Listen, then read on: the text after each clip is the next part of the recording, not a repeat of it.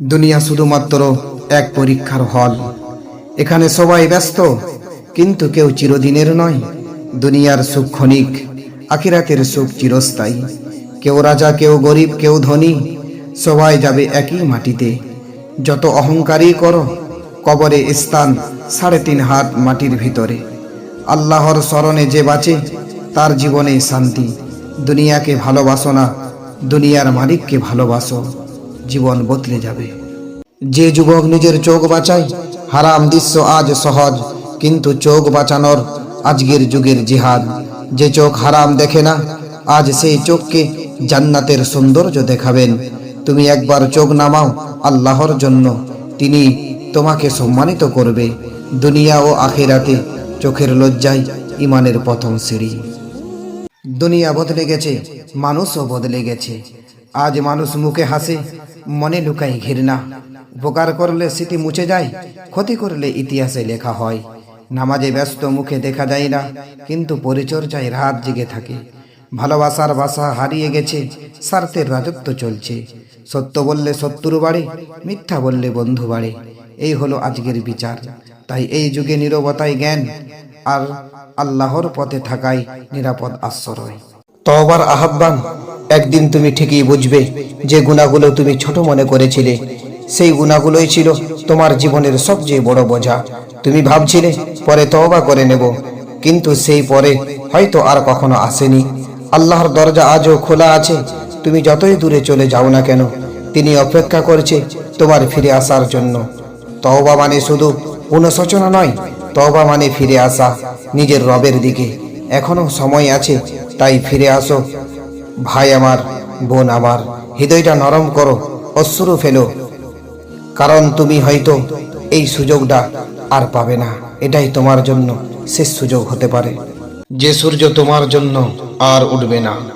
একদিন সূর্য উঠবে, আকাশ আলোকিত হবে, কিন্তু তুমি থাকবে মাটির নিচে অন্ধকারে। মানুষ কাজ করবে, হাসবে, বাজবে, আর তুমি শুয়ে থাকবে চুপচাপ সময়হীন জগতে। আজ যে জীবনকে এত ভালোবেসে আগড়ে ধরে রেখেছ, সেই জীবনই একদিন তোমাকে ছেড়ে চলে যাবে পরকালে। তুমি কি প্রস্তুত তোমার সেই শেষ প্রহরের জন্য? একটু ধৈর্য, অনেক শান্তি। ছোট ভুলে রাগ নয়, একটু ধৈর্য ধরো। প্রতিবার চুপ থাকা মানে হার নয়, বরং সম্পর্ক বাঁচানো। রাগের মুহূর্তে বলা একটি কঠিন কথা বছরের ভালোবাসা ভেঙে দিতে পারে। স্বামী বা স্ত্রী দুইজনেরই উচিত নরম থাকা, কারণ নরম কথায় কঠিন হৃদয় গলিয়ে দেয়। আর ধৈর্যই সুখী সংসারের গোপন রহস্য, এটাই বাস্তব। স্বামী স্ত্রীর নীরব ভালোবাসা।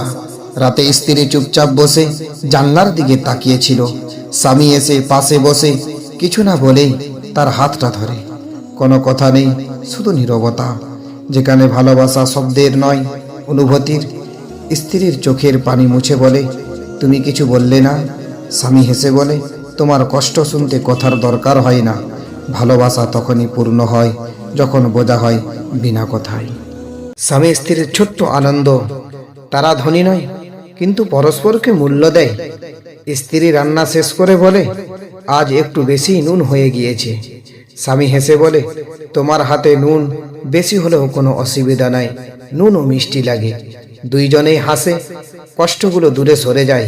দাম্পত্য সুখ আসে টাকায় নয়, আসে মিষ্টি কথায় ও কৃতজ্ঞতায়।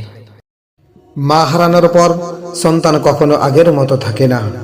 হাসে, খায়, কথা বলে, কিন্তু ভিতরে এক বিশাল শূন্যতা। যেখানেই যায় মাকে খুঁজে বেড়ায় চোখের কোণে। তার পৃথিবীটা থেমে গেছে তখনই, যেদিন তার মা এই দুনিয়া ছেড়ে চলে গেছে। কেউ আর তার কপালে চুমু খায় না, কেউ বলে না বাবা খেয়েছো। মায়ের অনুপস্থিতি জীবনকে নিঃশব্দ করে দিয়েছে। তবুও সে আশা রাখে, মায়ের দোয়া আজও তার জন্য আকাশ ছুঁয়ে আছে। এতিম এমন একটা শব্দ যা হৃদয় কাঁপিয়ে দেয়। সে হাসে, কিন্তু সেই হাসির পেছনে থাকে অভাব আর নীরবতা। পৃথিবীর সবচেয়ে কঠিন শব্দ, তার মা নেই। খেলনা না থাকলেও চলে, কিন্তু মায়ের কোলে না থাকলে কি করে চলে? রাতের খাবার নয়, সে খুঁজে কারোর আদর। এতিমখানার দেওয়ালগুলো জানে তাদের কান্নার ইতিহাস। তাই যদি কাউকে খুশি করতে চাও, কোনো এতিমের মাথায় হাত রাখো, আল্লাহ তোমাকে খুশি রাখবে।